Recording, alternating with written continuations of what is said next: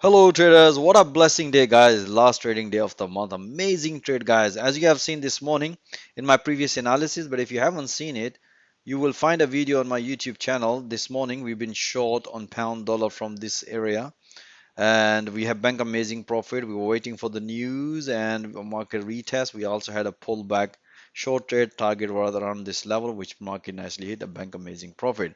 Now let me share with you guys how I analyze the market. As you have seen this morning, about this analysis with bank amazing profit, and afterwards we did this analysis just before the news as explained the price action.